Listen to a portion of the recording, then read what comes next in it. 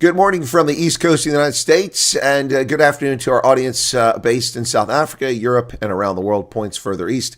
Is it tomorrow yet in New Zealand? Well, it's getting close, not quite. Welcome back to the program. My guest today for our conversation is, of course, the Chief Executive Officer of AfriForum, and that's none other than Kallie Kriel. Kallie, gegaan. Nee, Chris, is lekker om met jou te gesels. Het gaan goed. Ek hoop het gaan goed met jou ook. And I hear you've been elected yesterday, so congratulations with that as well. Well, thanks. Re-elected. The last time the office was vacant because nobody wanted to do it initially. But then when I decided to run a guerrilla, independent, write-in campaign, suddenly 4 people competed against me. But I won last time. This time was overwhelming. I'm not boasting; it's just a statement of fact. 78%. I mean, if you win, unless you're an African dictator, 78% is a shockingly high figure. Anyway, listen, I want to talk to you because I've covered this story. Initially, I wasn't unaware of it. I had not seen that this story broken because it came out in Rapport, and it sits behind a paywall. And even though I pay for access to News 24, I don't get access to Rapport, so they want more money for that. But I didn't see the story initially because I don't go there very often. But Ronaldo Gus pointed it out to me, and I quickly saw it. So what we're talking about, folks, I think this is no surprise to anybody, and I know I mispronounce my Afrikaners, but I call them Farayas. I'm sure that's not the correct pronunciation, but there is this letter from the 44 Afrikaners that Charlize Theron apparently has been able to identify, because once she famously said there were 44 Afrikaners, there aren't anymore. But now we found the 44 Afrikaners. There was an op-ed that appeared over a week ago, I guess it was now, and it said, "Not in our name." And apparently these 44 prominent elite Afrikaners, lawyers, educators, professors, all wealthy, connected people by and large, deigned to speak for 2.8 million Afrikaners who live in South Africa, saying not in our name, tied to the Refugee Program and some misinformation they spread about Donald Trump, the Refugee Program. But since then, events have changed a little bit. We've now found, thanks to Rapport, that they have the receipts, so to speak, Kallie. They have the receipts of conversations. The letter that supposedly was just, this outpouring from these prominent Afrikaners. Turns out that one Karen Burger, who is a employee of the Department of International Relations Cooperation, or DIRCO, South Africa's foreign ministry, actually is the promulgator of this letter. She drafted it. She shared it. She used her official title and her experience working at the embassy in Washington, which was until recently, she was in D.C., to lend credence to this. But now we're finding out that maybe it wasn't just her acting in her own capacity, which I'll talk about in a little bit. But I hear that, and you seem to know a little bit about this, that maybe this was a false flag operation of some sorts. Kallie, can you fill us in? What have I missed here? There's a lot to talk about in this conversation. Yes, thank you, Chris. Well, I feel confident to say that I believe this is a state security agency operation gone wrong, and that is good. Why I say this might sound like a conspiracy theory. I said to my wife, if somebody hears this story, they'll think this is a conspiracy theory, but this is how ludicrous this actually is, that it might sound not credible. But let me state the facts. You've mentioned Karen Burger. He works for the Department of International Relations. In US terms, it would be the State Department. She's in a senior position. She's a director, but she works in the office of the Secretary General or the Chief Director of that Foreign Affairs, a person with the name of Zain Dangor. It's the same person that drives an anti-Western, anti-Israel agenda, pro-Hamas, pro-Iran. He's part of that whole move away from the non-aligned policy from South Africa. But that's just set aside. The fact is, that's where she works. You've also mentioned that she's worked at the South African Embassy in Washington until December last year. But what is interesting, where did she work before that, or officially work before that? And after this story broke in Rapport, I was contacted independently by 2 different sources, stating that she worked for the then National Intelligence and then the South African Secret Service. She worked for them, and her job was specifically with regard to embassies abroad. And we know it's actually common cause that in most embassies, the intelligence services place a person that is under the guise as if they work for the embassy, but they work for the security services of a country.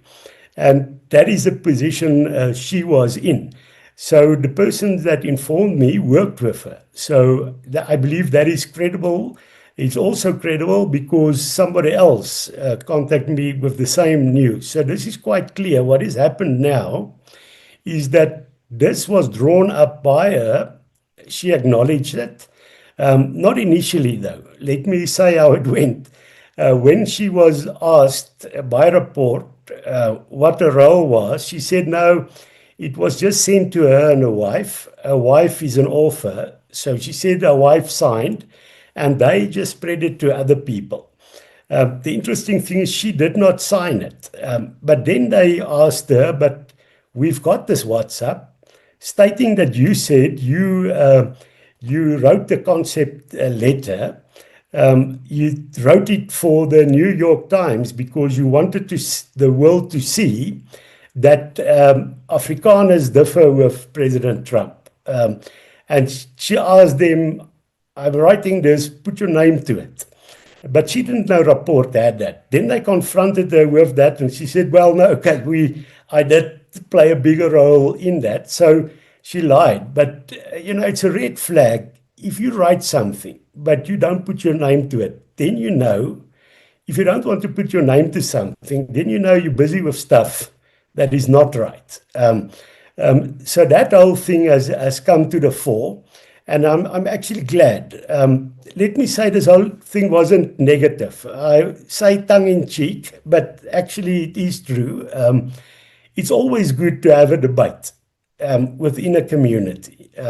In this case, it's only 44 people, but in terms of demographics, Afrikaners are not too many people. So if we have another 44 joining our ranks, it's very little, but every bit helps. But that is just tongue-in-cheek. The fact is, some of them, like Piet Krokam said, South Africa is not served well with having Afrikaners. So he was actually very negative statement toward Afrikaners, but when they had the opportunity to attack the US, they then all became very confident Afrikaners. I'm not questioning the fact that they're Afrikaners. The question is a rotten egg an egg? Of course it's an egg. So they are also Afrikaners. So that part is good. But when they then start using the strategies of the left, what we know is the fringe radical left, you would know in the US, they brand people, give you a certain brand, far right, fringe group, whatever the term, racist, all those kind of terms. So in this instance, they refer to AfriForum as a fringe group and solidarity movement, which means they actually think they're in the center of things, but they're only 44. They've now opened it with a huge campaign with the support of certain media institutions, and they just have over 1,000 signatures. So we don't worry really about that, but why do we react? I think it's important that we expose the dirty tricks that we see from the intelligence agencies in this country, because it's the same strategy that's being used from the beginning to say everything that the US did was because of AfriForum misinformation. And the reason is simple. They want to divert attention from the negative consequences of their own policies. The fact is the Trump administration is angry with South Africa because the disrespect for property rights, because there's not a condemnation of kill the boer, kill the farmer, because of aligned foreign policy siding with Iran and Hamas. Those are the issues that South Africa wants to divert attention from. And I probably thought this is another method to say, let's create the false impression that Afrikaners are all very happy. They believe there's no problem. The 142 race laws targeting us are beautiful. It doesn't, we don't care. They ignore totally the kill the boer, kill the farmer chant, calling that we should be murdered on an ethnic basis. But fortunately, that is now in the open, and it actually, I think it discredited them more. So I'm quite happy. I'm not angry about what happened. I'm actually very grateful. Well, it's interesting, this whole conversation, I've been talking about this for a number of years. And people, of course, I was inside the policy establishment of the U.S. government, working very closely with our foreign policy and executing it in multiple embassies across Africa, worked at Africa Command, worked at the Pentagon, written for the president. And for years, South Africa's done things that have been against the interests of the United States. And people act as if this is a Trump thing. It has nothing to do with Trump. Trump didn't start this. The legislation that was initiated when Trump was out of office to investigate the relationship with South Africa. In addition to that, I tell people the clear break in this goes all the way back to the beginning of this century when South Africa refused to sign an Article 98 waiver to protect U.S. forces should they do training with South African forces in South Africa. Of course, the Rome Statute has been abused by many signatories to go after the military and politicians of other countries. And so the U.S. wanted a guarantee, and it was called an Article 98 waiver. And the tensions between our two countries started 25 years ago. And this has been building for 25 years. And people don't want to recognize this. It's really interesting. Now, I have a question. I mean, you can comment on what I just said there, but before you do, I'm curious, these 44 Afrikaners, are they Afrikaners or are they Afrikaners? I'm just curious. Well, I'm not going to judge them on their behavior. Otherwise, it would have been the last name you called them. The fact is, any community has a variety of voices. In this case, we are thankful that the woke voice is not very strong amongst the Afrikaner community. It's a total fringe group. The Afrikaner community, in the vast majority of them, are modern people but are conservative in terms of family values, in terms of religion. And it doesn't mean that all Afrikaners are like that. There are exceptions. But of course, if they say they are Afrikaners, that is not for me to dispute. We must just make sure that correct view or correct portrayal of Afrikaners goes out there. And we are not woke people that think nothing is wrong in this country where there is racial discrimination. Well, Kallie, I don't question their Afrikanerness. I mean, they all have German and Dutch and French surnames, and they speak Afrikaans, and they're South African. I mean, I don't question that. As you say, every community has different voices, and people should have a right to have a voice. But the thing here is that they deign to speak for 2.8 million people. I thought that was cheeky and arrogant beyond the pale. You could say not in our name, but we need, we don't agree with that. But they didn't say we. They said Afrikaners don't agree with it. Essentially, that's what they were spreading it to 2.8 million people, and that's pretty cheeky. I think just like people on the opposite side of the spectrum don't speak for all Afrikaners. I mean, I just think that's something that's a bit beyond the pale. But and again, they're entitled to their free speech. I mean, anybody is welcome to make himself look like an idiot any day of the week. I have no problem with that.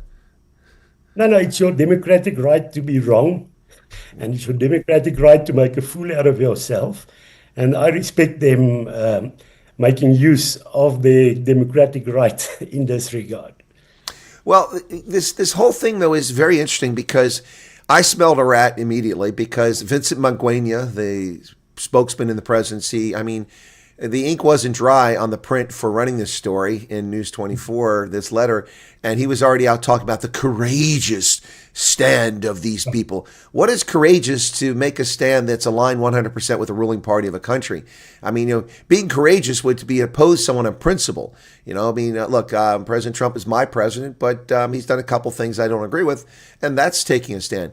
But this isn't courageous. This is also misleading, and it's to me, Kallie, it's all part of this propaganda, this yellow journalism on top of that. So propaganda, disinformation, misinformation, yellow journalism, or fake news, as Trump likes to call things, that's been going on since February 7th when President Trump announced the refugee program. Look, if the refugee program is not a big deal, if nobody's going to take it up, and if it's, as we heard from Chris Wyatt, there's been a low uptake, why are they worried about it? Just ignore it and it'll go away. Yes, no. I think they're desperate, and that is when you start to make mistakes, as I've done in this case. I think what was also the kiss of death of this letter is when it was welcomed by the ANC and by the presidency, as well as a spokesperson for the Department of International Relations, because that is not the kind of credit you want to receive. We've got at the moment, we know it's a corrupt government. We see the failure of municipalities. We see a high crime rate, an average murder rate of more than 70 per day. And we see a downgrading in the economy. We see punitive measures against the country. And it's all the fault of the ANC leadership. And may I be lucky enough that they don't ever praise anything I do. Well, I don't think there's any risk of that, Kallie. In fact, they probably prefer more treason charges against you for exercising your freedom of speech, your freedom of assembly, your freedom of travel. But gosh forbid you do that. Meanwhile, people go to Cuba, they hang out with Hamas, they invite them to their homes, they go to Tehran, and that's perfectly legal. It reminds me of about 20 years ago when the ANC wanted to put in the anti-mercenary law. And the anti-mercenary law was so broad that if you work for Doctors Without Borders, you could be charged, under that law with a criminal act. But it was really to stop all the South Africans who were unemployed because of racist laws and opportunities that disappeared under the ANC, that they felt no option but to go work as security experts in Iraq for the U.S. government during that conflict. It amazes me just how people forget contemporary history. I mean, the events that are unfolding here all are really tied together. This is all, you could put all this in a big bow and you could see all the directions, all these things tied together, whether it's disparaging the U.S., this buddy-buddy relationship with terror states and with state sponsors of terror and terror groups, or just the outright abuse of the racial minorities in South Africa. It's all part and parcel of the same thing from these fellow travelers. Yes, most definitely. And I think it comes to the core of the real problem. Of course, we have a government problem. We have corrupt people in government. But I also think that we have a structural problem in the country, and that is a strong centralist state. And when you have a centralist state, or no, let me not say strong, the state is weakening, but it is a high level of centralism. And when you have that, you get these kind of abuses going on, where there is a prescription on everything that happens, not only in terms of race, but who should be able to work where. So the change we want to see in the country, of course, it's important that the legislation should change in terms of the Expropriation Act. And we're fortunate, because of this pressure and our court case, the president had to acknowledge in his affidavit in the court that part of the Expropriation Act is unconstitutional. So we have to do those things. But we must say the real solution for this country is to move to federalism. Because in terms of federalism, if things go wrong centrally, at least communities have the opportunity to take their future into their own hands. And that is still remains the core focus of AfriForum, to say in local communities, the centralist state is destroying the police. One would see, if you followed the Madlandla Commission, what is going on there.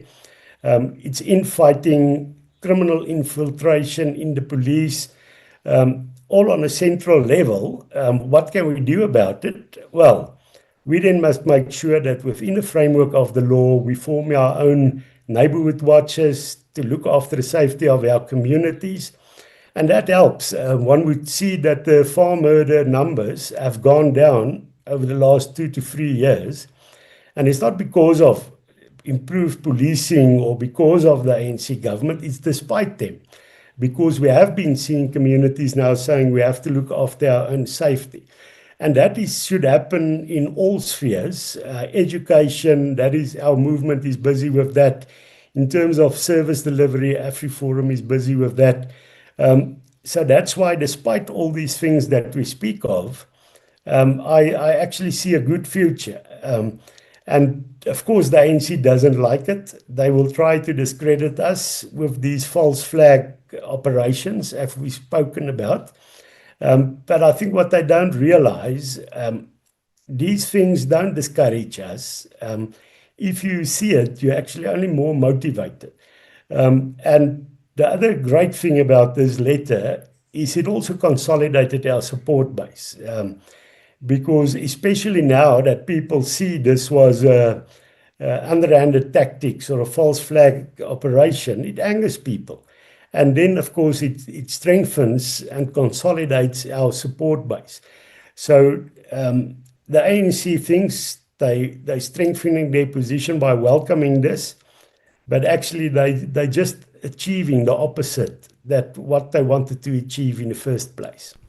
Well, speaking of consolidating support base, I want to address that very quickly here. And I don't want to put you on the spot, but I mean, it's a fair question to ask from a journalistic standpoint. You know, you talk about consolidating the base here. Well, when this happened, Ronaldo Gos, former Democratic Alliance member of Parliament, who was treated shabbily by the media, and I noticed the Independent line, quit the press ombudsman after they were sanctioned for their altering and editing of the video to destroy his career. Yeah, but so Ronaldo started a petition on change.org to say in our name. And I see that Steve Hofmeyer encouraged people to sign it. And I haven't seen it. Maybe I've missed it. So I'm asking, I'm not trying to put AfriForum on the spot, but is it something that AfriForum is behind or not, or supports, or is it something that you encourage people to sign? Because I know a lot of people in South Africa are afraid to do that sort of thing because they'll see their name associated with it. They worry that it could affect their job, their business. And so last time I looked, it was around 7,000 signatures. And I think if people were able to express themselves freely in a true democracy, that figure would be 700,000. But I don't know. I mean, is it something that AfriForum, or maybe you have something similar to that, or are you just staying out of that fight? No, well, I personally shared it on X. But I think in terms of our support base can decide for themselves if that is something they want to sign or not. What we focus on as a organization, because remember, Afrikaners, part of our success is that we are also very individualistic. In a sense, there's a lot of I know all about that. Yeah. So again, I think you famously heard, and some Afrikaners, their feelings hurt, but I've said it. You know, you get 10 Afrikaners in a room, and you get 12 leaders. You get 10 Afrikaners in a room, you get 20 plans of execution, and none get taken because they're squabbling about who's in charge. And you get 10 Afrikaners in a room, you'll get 2 Ferraias that'll turn you over to the British. No, that is so the way, but I think we've been able to work around that. And the way to do that is not to prescribe to people. You know, I also actually, and my wife is not watching, so I can use that as an example. We might disagree on a few hundred things, but we have 4 things that we agree upon. We agree about our 4 children, and that means we can cooperate to give our best in terms of bringing up these children. And that is also the AfriForum approach. We won't tell you who to vote for. We won't tell you to which church you should go to. We won't tell you what you should sign or not. We say this is what we want to do, and it's practically focused, is we want to keep our neighborhoods safe. And then we say, who wants to join to do this? And then you can have people from different churches cooperating from different parties. So you'll see in terms of what our approach is, we don't take a stance on any issue. However, we're not afraid to make these ideas known to our community. So we will share that, and then people can decide for themselves if they want to sign or not. But in the end, if you look at the numbers, it's already 7 times more than what the number of people are that signed the declaration by the 44. And it did not get the same media coverage. One of our media institutions here made it headline news that they now opened it up for the public to sign. And still, it didn't take off. If you look at the comments below articles where Afrikaners comment, it's not being supported at all. So we are thankful for that. So to be clear, so our audience understands, and I want to get back to that in a minute, but I also want to get back to you talking about security structures, things you're doing. But since you brought that up, but you as Kallie Kriel, as an individual Afrikaner, you support the petition, you've shared it, but you didn't do that in your role as the CEO of AfriForum. You say that's up to the members to who they want to support. You're not trying to force their hand.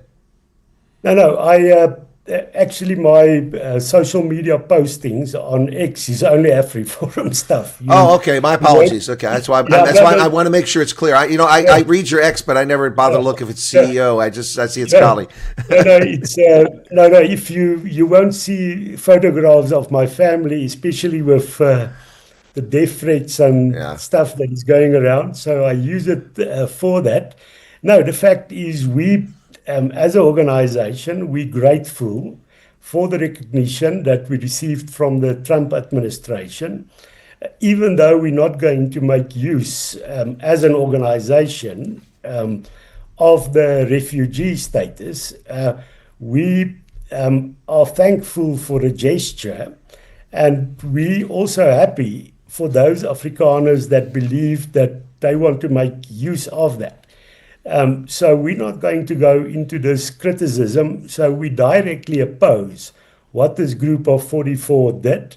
We are thankful for President Trump for recognizing that kill the boer, kill the farmer is being sung, and that the courts are legalizing it, that there's no action taken against it. We're thankful that President Trump recognizes that property rights in the country are being disrespected.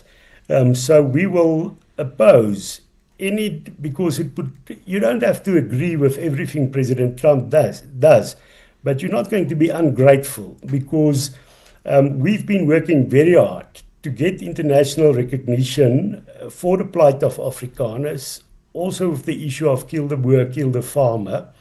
And now for the first time, you have the leader of the strongest nation in the world giving recognition to that, and that one should be grateful for, and you should stand against those that are trying to insult the recognition that we've got. So in that sense, I'm in full support, and that's why I shared it. All right, well, that's clear. We'll get back to the letter, but I want to understand this topic for a little bit longer, Kallie, because I think it's an important one to unpack. Number one, I've said for a long time there's been a leftist media, particularly in South Africa, but not just there, a propaganda campaign to generate this narrative of a white genocide in South Africa. They try to tar President Trump with that. I don't hear everything he says, but I only ever heard him mention the term once or twice. Maybe he might have said it a couple more times, but he did not issue an executive order over white genocide. He issued an executive order over unjust racial discrimination, which is something very distinct. Now, I've also been asked this question, and as a journalist and as an intelligence analyst, I've always said that there's not a genocide from a standpoint of what the international definition of recognized definition is against any group in South Africa. Just like there isn't a genocide in what's happening in Gaza. There's no effort to stamp out the Palestinian people, their culture, their existence. That's not happening. However, I've talked about a cultural genocide, the assault on Afrikaans culture and Afrikaans language in South Africa. But I want to go a bit to this white genocide thing, because it's the South African government itself that's perpetuating this what I call a myth. Now, for the people on the far right, do not misunderstand what I'm saying. I'm not downplaying farm murders. I'm one of the most prominent people that reports on farm murders and the assaults on farmers and their workers and that. I'm also one of the people who talks about the horrors of security in South Africa. I'm not downplaying that. What I'm saying here is that there's a very serious crisis and attacks on people because of their race. But this white genocide myth is one that I say has been generated and perpetuated and fueled by the media. No one in America is talking about a white genocide. But every time I turn around, a South African official or a media outlet brings up the term and falsely attributes to Trump. When Trump was asked the question specifically by South Africa's journalist in the White House at the Oval Office in May, she said, Mr. President, now that President Ramaphosa is here, do you still believe that there's a white genocide in South Africa? To which Trump said, I'm not convinced of that. And that gets no play whatsoever. So my point here is that Crispin Peary, the spokesman for your foreign ministry, the DIRCO, in response to President Trump's presidential determination, which was just released last week, even though it was promulgated a month ago, with the list of 7,500 cap for refugees from around the world this year, most going to South Africans. He talked about, the white genocide myth has been disproven. What white genocide myth? President Trump didn't give people refugee status based on a genocide. He gave it to them based on very clearly racial minorities in South Africa who are suffering from unjust racial persecution. Do you think I'm onto something here? Or you disagree? I mean, am I correct in my analysis that this is a term mostly pushed by the media and the government of South Africa to undermine the credibility of their opponents?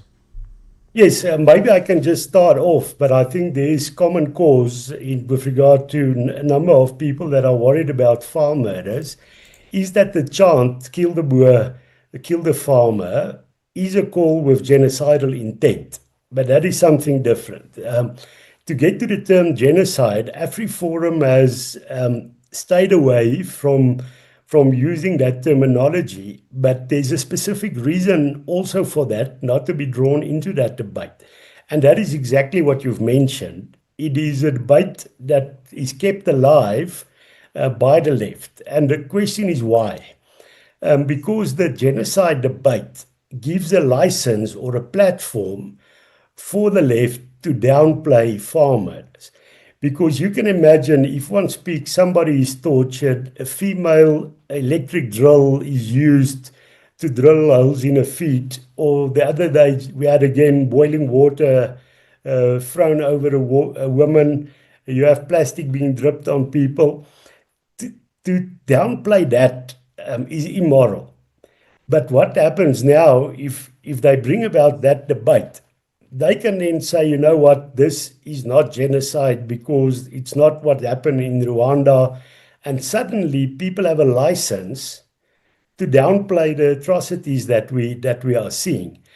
So that is what we are saying. Because I've seen that with a lot of international media from the left, they use it to actually say that farm murders is not that big a problem because there's a lot of murders on the Cape Flats, and they can do that because they want to, they do it as part of the genocide debate. So in that sense, I always say, well, let's just stick to the facts. This debate about terminology, do we see tortures that's disproportionate? Yes. Is it different than other crime? Yes, not because it's more important than other crimes, but the fact is it's the only category of crime where there are people openly propagating the killing of people on the basis of their ethnicity. There's no other category of crime like that. Is there any other category of crime where what President Ramaphosa refuses to condemn? Is there any other crime of this sort that is not declared a priority crime? No. Even rhino poaching in our country is seen as a priority crime. Gang violence is seen as a priority crime, rightly so. Because to stop gang violence, you need a specific strategy, you need a specific task team to target that, and that same applies with farm murders. But we don't see that. We see denialism. And the genocide debate is an ideal opportunity for them to justify their denialism and to downplay the seriousness of farm attacks. Well, Kallie, be careful about asking for a special task team. I mean, I believe there was one for political assassinations, and it seems like it got a little bit, diverted. I mean, did you hear about this, the Michelanga Commission? Yeah. No, that's so. But at least some symbolic, it will have symbolic value that at least that we moved away from denialism. You will remember President Cyril Ramaphosa in 2018, Bloomberg did a television interview with him. And there are no farm murders. There are no farm murders. Yeah. So, at least we need to disprove that and to recognize it as a priority crime, at least symbolically. It will send out the message that this is a real problem. Well, indeed it is. In fact, in the interest of full disclosure, some of my viewers know that I've actually gone with your security structures in Rustenburg, or not Rustenburg, excuse me, in Zeerust. In Zeerust, I've gone on patrol with AfriForum. I'm watching members using their own resources, their own buckies, their own petrol to drive around neighborhoods. And of course, the false narrative here is that they do this to protect whites. Kallie, I lived in Botswana, Botswana, and I go to South Africa all the time. And of course, I go through Zeerust and then Rustenburg on my way down to get to places a little more interesting. But sorry if you live in Zeerust, don't mean to insult your town. But I've been there, hundreds of times, and I didn't know there's an Indian community in Zeerust. They live in a little cluster of places, and I didn't know that because I don't hang out there. But going on the security patrols with AfriForum security cluster out there doing this with volunteers, taking their time, giving up of their life to protect their friends and neighbors. Their friends and neighbors weren't just whites or Afrikaners in Zeerust. It was the Indian community, and it was the townships. We went to the townships with AfriForum, patrolling where the cops aren't going. It's fascinating. I think it really undermines the nonsense and the propaganda that is directed against your organization. You're not trying to supplement the police. You're filling gaps. And in many places, many communities, your structures do work very closely with the police. Is that correct? Yes, most definitely so. And it's just the best way for racists in government to hide their own racism is to accuse somebody else of racism. But what has happened, this kind of strategy, it's, in the US, so it's used in terms of cancel culture. You label people, and then hopefully they'll just keep quiet. But they've actually used it so many times now that it doesn't really have an effect. It only has an effect if you allow it to have an effect. As long as we know, as you've mentioned, that we're not ashamed of the fact that we have a specific focus on Afrikaners, but we know we promote the interests also of the broader community, also the safety of all people. We have mutual recognition and respect. We promote with regard to the peoples in this country. 3 weeks ago, we formed the Cultural Community Network with a number of traditional leaders to find cooperation on a cultural level. So that is important for us on two levels. The one is not to be isolated. The ANC would want us isolated. But secondly also, we believe that if culture is cherished by more and more communities, it will also strengthen us. So that is why we also, and it's of course the right thing to do. Let me mention that. But we will work with anybody that works for the good. If the police wants to work with us, and there are good policemen and women in the police, they are still there, some of them, and we will cooperate with them. We will cooperate with any community because that is the only way we will be able to defeat injustice, is that good men and good women take a stance and also cooperate on issues of mutual concern. Well, Kallie, I want to talk about cooking police stats, so I don't want to forget that, audience. Don't let me forget that, because that's very important. A friend of mine's father-in-law was murdered on a farm. It was falsely reported as a house robbery. Died in the hospital after the torture a few days after that. And I have the receipts from the police report, which was bogus. And of course, that embarrassed SAP. So I'm not on their Christmas list at the moment because I exposed that fraud. But we'll talk about it in a moment. But I want to talk about something. A couple years ago when I was there, I went to AfriForum Theater in Pretoria. And there was a film debut of a documentary by Ernst van Zyl of a term, and in English I'd say self-reliance, but a term that Afrikaners and AfriForum have embraced, I believe. And you could talk a little bit about this if you don't mind. We'll get back to Karen Berger because that's very interesting still. But self-bestuur, if I pronounce it correctly, I might be giving a German pronunciation, but self-reliance. I mean, that's something that AfriForum is kind of, I don't want to say embraced, or maybe that's something that's, I think, near and dear to AfriForum at the moment, is it not? Yes, most definitely. I think it's the core of what we do, but also the broader solidarity movement that we are part of. In life, there are things you can, that's totally within your control, and there are things that are out of your control. You can try and influence those things that are out of your control, but you cannot solve them. And that is our watchdog role. We try and influence that. But what is within our own control is that we have hands, we have a brain, we have what we also believe is a Christian calling to be involved in things that are bigger than yourself as an individual within the community. And that resource is the resource that gives us hope for the future. And self-bestuur, self-reliance, there's a number of things that to be able to do that, you have to build strong structures, because it's through structures that you can strengthen communities. And that is the process we are doing, structures and institutions. So if you look at the broader solidarity movement, there are a lot of institutions that have been formed. Marula Media, it's a media institution. That means they self-bestuur in terms of spreading the message. You don't have to rely on the left to be the only media platform. Then we have the AfriForum Theatre. When government is neglecting the Afrikaans arts, we say self-bestuur is get your own theatre and do that. I've mentioned earlier academia. If there's Afrikaans is being pushed out of the universities, then self-bestuur is say build your own university. And that you should do.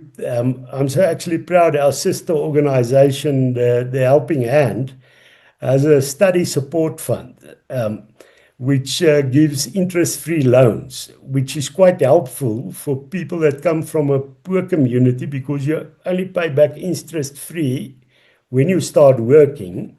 And then the greatness of that is then your contribution then helps another student to go the same route. That you do because bursaries, you are being discriminated against in terms of many bursaries. And there are many, many other examples that I can mention. But of course, it's hard. You have to do things that the state normally does, and the state has taxpayers' income. We do it without taxpayers' income, but our secret weapon is volunteers, people with a calling that want to be part of something bigger than themselves. And that is the road we should go in the future, take our future into our own hands with self-bestuur. And that's why I'm positive, as I've mentioned earlier. Well, you mentioned, and I want to mention this, I want to neglect this because it's an amazing organization and what they do, but you mentioned academia, but also we can't forget Soltech. Soltech has been a tremendous success for producing critical skills in mechanical engineering, in electricity, in all these trades that are necessary, and the success rate of graduates from there is just absolutely stunning and amazing. So I want to go back to this point, and then we're going to get back to the letter, folks. Don't worry, we got more to talk about before Kallie and I are finished about Karen Burger's epic tome. So I want to talk about police statistics. You know, we see here in the Washington Post and New York Times in particular the constant rubbishing of the concept of what's happening on rural insecurity, which is what I've been terming this for years when I worked in the intelligence community, behind the wire, behind the fence, behind the curtain, and also publicly as a journalist and as a person covering South Africa. I've talked about rural insecurity, and the disbandment of the commandos was a major event that took place, and most people didn't notice it, but it had a detrimental impact on security. Now, it wasn't a perfect solution. It wasn't designed necessarily for rural security, but the commandos definitely played a role in discouraging crime, and also especially when it came to drug interdiction and coordinated search operations. They're very efficient. But the police statistics, every time you turn around, like Chris Bezuidenhout just said in his statement responding to President Trump, that the data doesn't support the narrative that things are bad. Well, that's a lie. And I can unequivocally say that that's a lie, because I know for a fact that the police are cooking statistics, either because they're being told to do it or they're doing it willfully. And the example of this farm murder in Brits that took place a few months ago, right after I left South Africa, is a perfect example. An elderly couple, the first night, their dogs were poisoned, so they have no security. They're on a remote farm outside Brits. The next night, the wheels were stolen off their bakkie. on the front and back. You don't steal just the front wheel on the left and the back wheel on the right if you're trying to steal things. You take all the wheels, or you just take one that you need. But those were taken so they were immobilized and couldn't go anywhere. He was in a wheelchair because he had a recent operation for his hip, and in his 70s, they came on the third night and tortured them for hours, and then they took a couple small items. The police came. He was beaten so badly, it took hours to get free. He was hospitalized, died painfully a couple days later in hospital. This was categorized as a house robbery. There was no mention of trespassing, breaking and entering, assault with a deadly weapon, attempted murder, and then eventually murder. None of that was mentioned. These are all crimes were committed. It's listed as a house robbery. And then they use that fake information to say that the statistics don't support the horrific violence taking place in rural communities. It's a pure and utter lie. And they get away with it because people don't think for themselves. They believe, generally speaking around the world, because the government publishes a statistic, it's real. And I can tell you that that's total nonsense. Would you agree or disagree with my statement? No, I definitely agree. That is why we try to keep our own statistics. And when they have a certain figure, we can also make ours public, which is not the ideal solution because we are, of course, don't have the resources. Crime is not always reported to us. So we have to use the information that is to our disposal. So most definitely, I think the tragic incident in Brits is not the only one where it happened. But apart from just manipulating the statistics, another problem is they totally disregard the whole issue of proportionality. If you have 2 cold rings and you lose one, the loss is 50%. If you have 100 and you lose one, the loss is 1%. So in terms of the percentage, the fact is there are much less farmers in the country than the rest of the population. So if the murder rate is in terms of real numbers lower, you have to go and work out what is the proportionality. And that is something that the real numbers are being used to downplay it. But my colleague Ernst van Zyl, he's much cleverer than I am in terms of thinking out these things.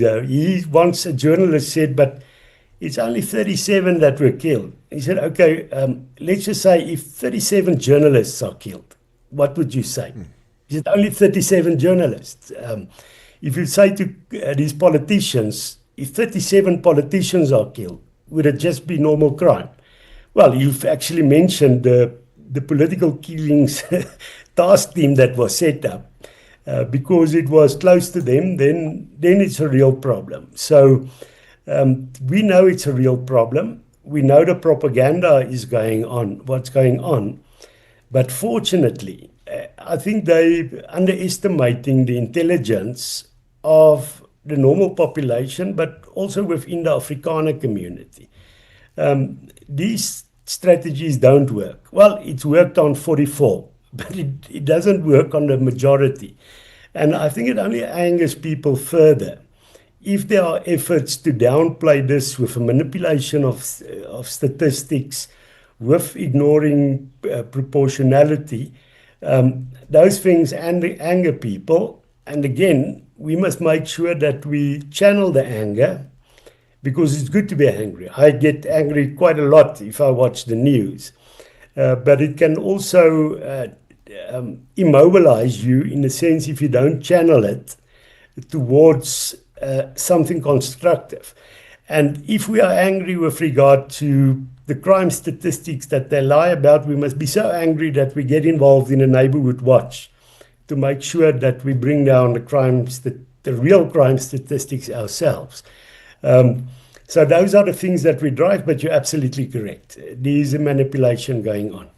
Well, it's interesting because a legitimate government doesn't have to try to hoodwink, deceive, or manipulate its population in such a dastardly way. I mean, what we're seeing here is a PSYOP, a psychological operation, yellow journalism, state deception, and it's very reminiscent of the National Party, convincing South Africa's white population that black people couldn't rule and that they had to have a security state. And basically all the power is concentrated in the executive and the intelligence services and the military and police by by the end of the National Party's era. I mean, this is not very different in my mind at all. It's very much the same thing. This is clearly an effort to manipulate public opinion and undermine opposition by actors who are directly employed by the state.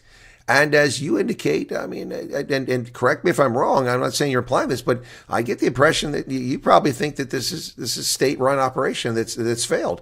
And any comments on that? Yes, no, it's a state operation that backfired, and I think would make it increasingly hard in future for the South African government to manipulate. Because when you hear something about like this, you become more skeptic, and you tend to think more for yourself and don't believe everything you hear. So that's why I think this was a fortunate incident in a sense that it opens people's eyes towards this, because it's not hard to prove. It's not easy to prove in most cases. To prove that this is false information. You might have a hunch that there's a false flag operation, but you cannot prove it. And what is great about this instance, the facts are open. It has not been disputed. We've said publicly that she works with the security services. There's been no denial. They just actually try to talk around it. And that will, of course, fail. So hopefully this strengthens us. One of the most important things of self-reliance, it's not only building institutions, it's the ability to be able to think for yourself. And I think incidents like these strengthen the tendency amongst people to make sure that they think for themselves and just don't fall for anything they hear. Well, Kallie, I have to admit that I feel a little bad for one of these 44. I mean, you know, by his own admission, poor old Piet Kruitkamp was behind all this, and he's not getting any of the credit. I mean, Karen Borger didn't write the letter. He's the one that instigated. It was his idea. Pete did all this. Pete. So I feel bad for Pete. It's of course, he's up in Northwest, which is a failed province under the control of the national government because it keeps failing over and over again. I feel really bad for him because it's lovely Northwest. I know it very well, but it's not lovely governance. But Pete's the one behind it by his own admission. Karen had nothing to do with it. Boy, I tell you, it's really a sad state of affairs when this whole thing is exposed. And what gets me about this is that, at some point you have to wonder if the people involved just aren't that bright, Kallie. I mean, I've told people for years that when I'm angry and I write an email, I put it in the draft folder and I walk away. And I come back the next day, and if I'm okay, that's not a word I want to see printed out somewhere because someone will share this. People will share your information. Information can be pulled off servers. And yes, WhatsApp is encrypted, but it's not encrypted to the recipient. And if you think everyone you send something to is always going to be honest and treat you fairly, you need to be circumspect about the things you write, the things you produce. That's why all the bogus attacks against me, all the lies are spread about me, the only thing they have is to manipulate data because they've got nothing on me because I've never attacked people. I mean, I go after public figures because that's legitimate. They're in the public space, and if they misbehave, they deserve to be criticized and questioned. But, there's a record out there. And in this day and age, anybody that thinks that an email that you write, that a WhatsApp, a Telegram, a Signal that you send, a voice note you send to somebody, a video produced, somebody put on social media isn't going to be seen by the world is living in a fantasy world because those things will be seen. And, it kills me. Either they're very stupid or they're very arrogant and dismissive of the rest of us. And I think it's all of that combined. Yes, I think arrogance plays quite a big role. I think people have seen that they can act with impunity, not only these 44, a number of others. And when you feel that you can act without impunity, then of course that's when you start making mistakes. And I think that is what has happened here. But of course, the best solution would be is not to get involved in false flag operations and not to get involved in things that you don't want to be known publicly. And that is, of course, what they did. Well, one of my viewers just put a comment here. It says, all you do is talk and where are armies? Go build armies. Well, I have a word of caution for that attitude. there's a little thing called the Boeremag a few years back, and it was interesting because there really almost was nobody in this group. Most of the members were actually state security agents who were spying on the group, Yeah. and it was completely dismantled. People went to prison for treason. You have to understand that there are lawful ways to do things. If you want to lead insurrection, that's not something I think that anyone in this conversation would encourage. But as far as building self-reliance, that's an approach that really pays off for folks. But back to the Karen Berger thing, I want to stick on that for a little bit. This is astounding. That let's throw all the emotion, all the concern away, but let's just talk about this from a standpoint ethically, Kallie. I want to say this: having worked in dozens of embassies, having been stationed in 8 countries in Africa, having worked in the not in the White House, with the White House, in the National Security Agency, at the Defense Intelligence Agency, throughout the U.S. government, U.S. Africa Command, U.S. European Command, I could never, ever, as a commissioned officer, do something like this. I could never even try to do something like this because it's ethically wrong. It's morally wrong to work for an institution and then tell people that you work for the institution to imply that you have the authority and the backing of that institution, which is what Karen Berger did with this. We saw the text of the WhatsApps. She specifically did that. She misled, or she did mislead. She got the message across that she has the support of the state, which I think you probably believe to be the case. This is, at a minimum, ethically wrong. This woman should resign. She should be fired from the government. And frankly, I think she's also committed criminal acts under South African law, and it should be investigated. Any thoughts on that? Yes, most definitely. I think she discredited the employer if it is true that she did it just out of her own behalf.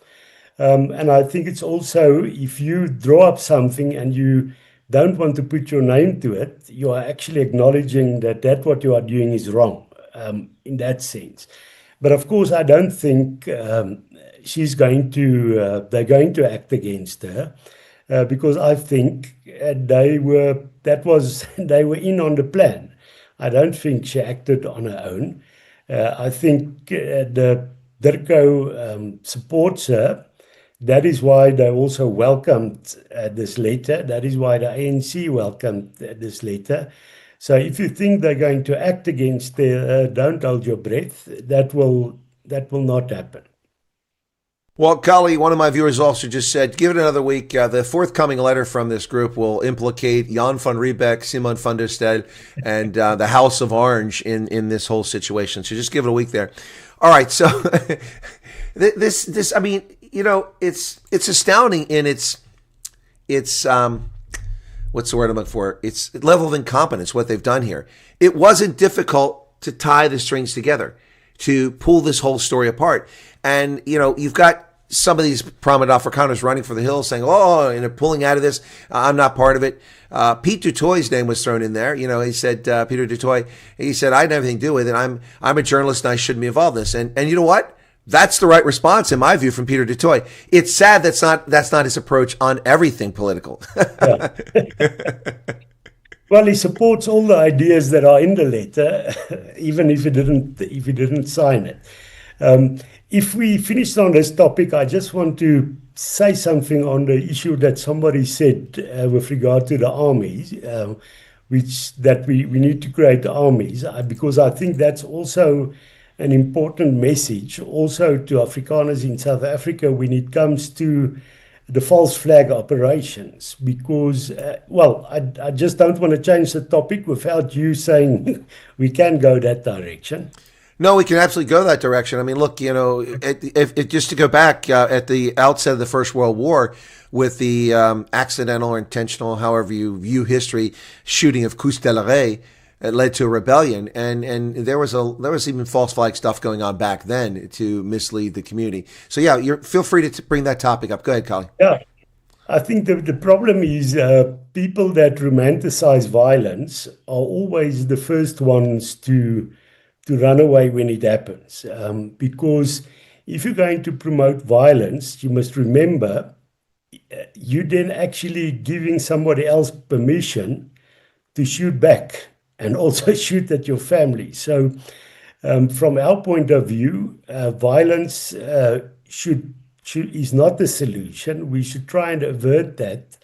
But there's nothing wrong with self-defense. And that is why we have the 177 neighborhood watches. within the framework of the law, sending out the message that we will protect the communities where we do our patrols. But I'm always scared that there might be, and we've have heard that in the past, that you have people of the intelligence structures trying to mobilize people to get involved in violence. And that is a dangerous issue. And I just want to ask people, don't get involved in that stuff. The best method is to use non-violent means. And there has been research done in the world. The activism and efforts for change that work the best are those that were non-violent, because you get much broader support for that. So I'm always wary of people saying, no, we must now fight. That is not the solution. Well, Kallie, I have to say it's not universal, but my experience as a combat veteran on multiple tours is that the people that usually call for violence, as you say, are the first to slink away, and also the ones that have never served in combat and don't know and understand the horrors of what happens. Those soldiers, sailors, Marines, Coast Guardsmen, whatever service, whatever country then, who've served in combat, who've been away from loved ones, not knowing if you'll ever come home again, not knowing if you'll come back missing body parts or be scarred permanently, are not the people generally calling for that sort of thing. And I'm not accusing anyone in the chat of being one of those people. I'm just saying that, generally speaking, you get the Jujus, the Julius Malemas of the world, who would never stand and hold a rifle on a defensive line, who run their mouth and call for violence and talk about slaughtering people when they're not actually the ones out there doing it, but they'll incite others to do it. It's pretty sad that that's the nature of many human beings. So I think we've covered that. So I'm glad you want to bring that back up. Before we wrap up, Kallie, if you can indulge me for a few more minutes. Can I get you for a few more minutes? Yes. Okay, excellent. Fine. Okay, great. I just want to talk about the government of national unity. It's interesting because the Democratic Alliance came up with an agreement, a bilateral agreement between the ANC and the DA, and then the African National Congress surreptitiously went behind their back and contacted all these other parties and turned it into the government of national unity. It was meant to be a two-party coalition. And the DA's position is obviously quite weak. They did not get any ministries of any import that matters as far as running the country or controlling things. The police, intelligence, the Justice Department, the foreign affairs, finance, all are firmly under ANC control. And basically, in my view, and this is why I want to get your take on this, where South Africa is now, I'm just seeing the ANC-run government as a plurality party, still running the country as if they have a majority, and that's how things are. I mean, we have seen now the passage and or beginning of implementation of several things that are anathema to the Democratic Alliance. I'm not here to beat up on the DA, but these are issues that come up for AfriForum as well. That's why I'm bringing it up. But things that are anathema to many South Africans, black, white, and brown, such as the Basic Education Laws Amendment Act, which will force all communities to teach their children in a colonial language, as they love to use the vernacular. English is a colonial language. It colonized America. It colonized South Africa. And so, why should Xhosa children be forced to speak English when they go to primary school? And why should Venda, why should Zulu, why should Afrikaner, why should they be forced to do that? So Bella is now a reality. That interferes also in the governance of local schools. National health insurance is coming with a rapid fashion, the communization, the socialization, the destruction of healthcare in South Africa, which it can't afford. We've also seen beyond that, the so-called, as I call it, the black tax, telling corporations they have to give 3% of their profit to black entities to enrich black entrepreneurs at the expense of all of South Africa. And beyond that, we have seen the unconstitutional implementation and promulgation of expropriation without compensation, which is a clear violation of Article 25 of the South African Constitution. In addition to that, it's a clear betrayal of the Freedom Charter of 1955. It violates the norms of international conduct. And quite frankly, it's a dead issue now, but is a clear violation of the terms and conditions of the Africa Growth and Opportunity Act. The mere introduction of that bill in 2018 made South Africa ineligible for AGOA, but we never pushed that issue. So, I mean, that's a long soliloquy, a lot of things. But my point I'm getting at, and I want your take on this, is that we are seeing the freight train, high-speed bullet train, Japanese Shinkansen, implementation of the radical economic transformation agenda. Without the radical economic transformation agenda, people in charge of the country, South Africa is headed off a coal face, down a cliff. I don't know what other ways to describe that, to give the imagery of it's happening. in the government of national unity. And most people in the public are not paying attention to the bigger picture. They may be complaining about EWC, they might complain about NHI if it affects them, but they don't see a bigger picture here. As an analyst, I see a much bigger picture here and a disastrous one for South Africa. That's a lot. You can comment on any of that if you like, Kallie. Yeah, now let me start off by saying one has a problem if the positive thing about the national government of national unity is not what it is. The only positive thing is what it is not. So, I think many people will say they are glad that the EFF is not in there, that MK is not in there. And you have trouble if your only positive issue is because what it is not.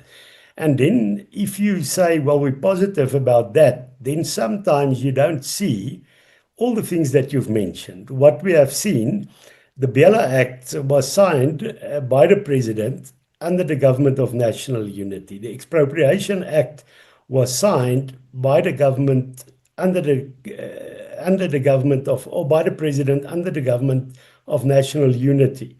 The new race regulations that were published under the government of national unity. So you see the foreign policy of South Africa still at the moment, that's still an anti-Western foreign policy, is happening under the government of national unity. So it's a pity because I think people want hope. And many people hope that this would be the solution. But it seems that the government of national unity has become a system where other parties have simply been co-opted. And as you've mentioned, the ANC is just going ahead with their policies. And that brings me back to the other point to say, we don't just have a government problem. So our solutions cannot just be in terms of elections. Of course, that is important, and we urge people to participate. But we need a change of the system. That will bring about change for the good. But of course, unfortunately, you're right. The ANC is continuing as if they have a majority. Well, Kallie, you've been very gracious with your time, and we talk a lot. We could talk for hours about this, especially the federalism issue alone. You talk about the Swiss canton system, the U.S. federalism system, something I've argued for South Africa for a long time. I don't think you have a genuine democracy there. I mean, when you can have a municipal government that's on a parliamentary system and it crashes governance every 3 weeks or 3 months, it's not real democracy. And when you can have a floor crossing, which apparently is happening at the municipal level, I didn't even know that was legal at this stage. But we could talk about it for hours, and you've got other responsibilities. So I want to thank you for your time. And I always give my guests a chance to wrap up. I mean, if you want to highlight anything about this Karen Burger saga, I mean, now people know who she is. I guess that's one thing that's positive for her, maybe. We know who her wife is. Congratulations to her marriage. But that was not something I was really interested in, but now we know about that. Yeah. But any final words on that or anything in general? And, in a future conversation, I don't want to put you on the spot now, but I'd like to talk to you about where AfriForum, from an AfriForum standpoint, where AfriForum is going with membership, and is your organization growing? I don't want to get into today, but I mean, if you can address if you want, but it's something I want to talk about for the future because I think it's important. And also, talk again maybe in the future about the trips you've had to the U.S. because some people really got bent out of shape saying AfriForum doesn't speak for me. But my explanation was they weren't trying to speak for South Africans. They were trying to give a voice to those to illuminate these issues, to get attention to internationally. But anyway, so I give the floor to you. It's your time to share whatever you want about the Burger saga or about anything that's important to South Africans. Well, I think the Burger saga should actually motivate us because if your opponents start getting to this level where they have to use these kind of strategies, it means that they are becoming desperate. And why would they become desperate? It means that our side is making progress. So this is actually a sign that we're making quite a lot of progress. So actually, in a weird way, it gives me hope that these things happened. In terms of AfriForum's membership, I can say it's not growing fast enough because the country is deteriorating at quite rapidly at the moment, and we have to now try and get alternatives at the same pace. which makes it quite hard. But therefore, we are thankful for our members and the volunteers that we have. You know, if one looks at, we now started a new project to what we call neighborhood teams. Many unemployed Afrikaners, laborers that don't have any other jobs, we have started employing to start to fix our suburbs. They, together with volunteers, gives us the ability to achieve much more with less money. If we tar roads, you know, if it was a government tender, they would have they would have asked quite a lot of money. But in a sense, we manage not because we have enough money, but because we have the support of volunteers and people that are willing to help without giving huge salaries. Well, Kallie, you know, it's interesting. Before I let you go, if you can indulge me for one more question, because I'm just curious on a personal level. You know, I'm not sure how I came to the attention of AfriForum, because maybe it's because in my view, I treated AfriForum objectively and fairly from the moment I started doing this. But I want to say that, you know, whenever I go to South Africa, if I ask to engage with AfriForum, you all have been very welcoming. You've made time for me, and solidarity, the same sort of thing. And I have asked hard questions in the past. I think some people might say I haven't asked hard questions, but I mean, to be fair, that's not a brutal question about your membership, whether it's growing or not. But it is a hard question, because if it's not growing at the rate you want, it's not necessarily something you want to highlight. But I want to ask you on a personal level. I mean, how did you become aware of me, and how long have you known about me? Because, you know, from the very beginning, when I had a very small audience, at least on YouTube, it seemed like a small audience. Obviously, more South Africans knew I was than that. But you didn't hesitate. Ernst Roots, when he was with the organization, didn't hesitate to speak to me. Of course, I knew Ernst van Zyl before he was actively involved. But I mean, how did I come to your attention? And I'm just curious, if you don't mind sharing. The great thing about AfriForum is I'm the old man. So that's true. I mean, you go to the AfriForum, you know, braai outside the place, and everybody's like 21.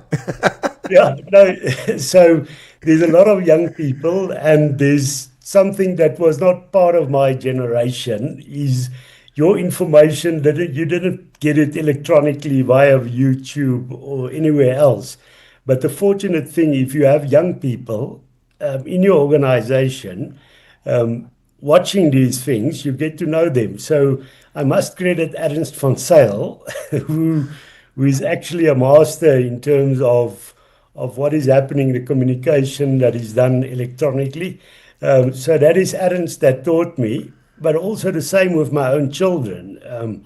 You know, I would have never known who Charlie Kirk was, but fortunately, I have my children educating me. Fortunately, before he was unfortunately assassinated, I knew about him because they spoke about it. So the lesson here is for people that are getting older, listen to the young people.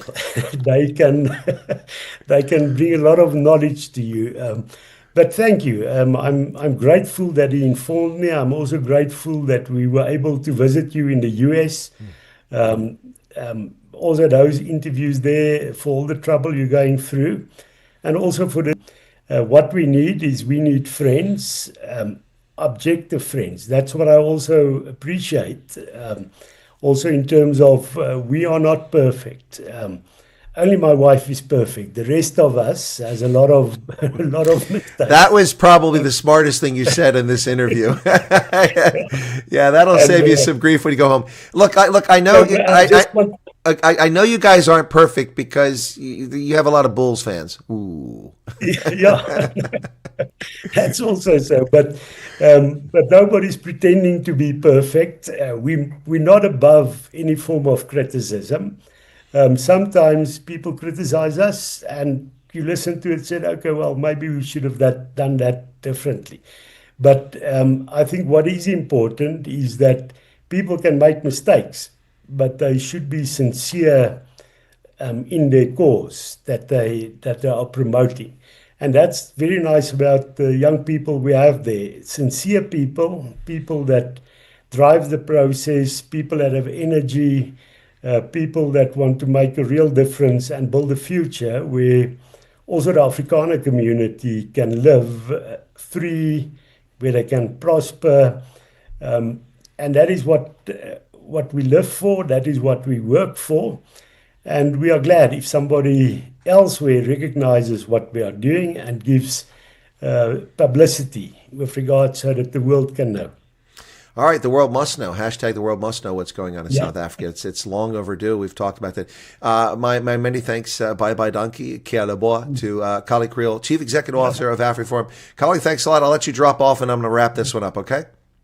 Okay, thank you, great. And thank you for speaking, and I hope it's not too long before we do it again. All right, excellent, Kallie. All right, I'll let him drop off. But I must say, I've used up all my English, so I'm glad that you now in English. I just have to go and refill my English vocabulary, and next time I'll have a full tank again. Yeah, I was going to say you have to go to the petrol station because you probably used it all up. You used all your big English words for sure. That's the big one. Yeah. But I mean, folks, what he's joking about is many Afrikaners speak English only in self-defense. So,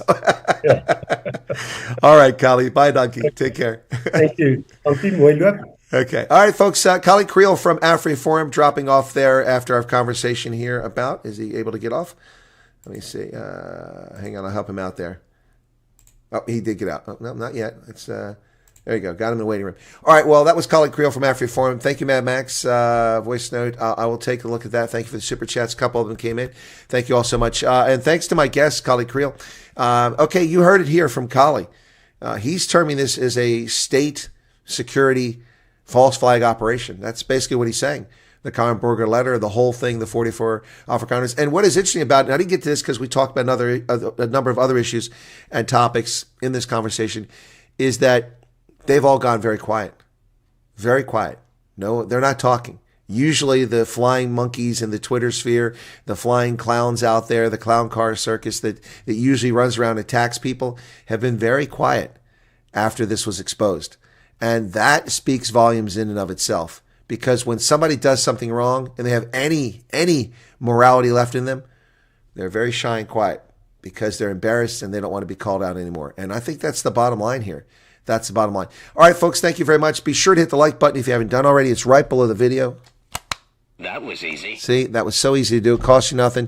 Thank you for the super chats. I will set up the news. I'm running at about 3 hours sleep in the past 2 or 3 days because I was judge of elections yesterday. And so it was a long 18-hour day. And then I did a 2-hour broadcast. I got a couple hours sleep and then got up for this. I had a little trouble with one of my drives last night. My computer was acting up. And so I had to resave the banner for this thing 4 times because the drive just went dead on me. But thank you all so much. I do appreciate you being here. And this is going to do it for this one. The news will be coming up at 6 p.m. South Africa time. So that means I've got to be ready to go in a little less than 2 hours. But I've got to go out and run an errand right now. So thank you very much. You'll notice that I'm not drinking a Starbucks because of the bet with Arctic. And we'll see day 1 of no Starbucks. We'll see if I make it 30 days. All right, guys. Cheers. Thanks for being here. And once again, my thanks to Kallie Kriel. It was a pleasure to have him on the program once again. You all take care. Be safe out there.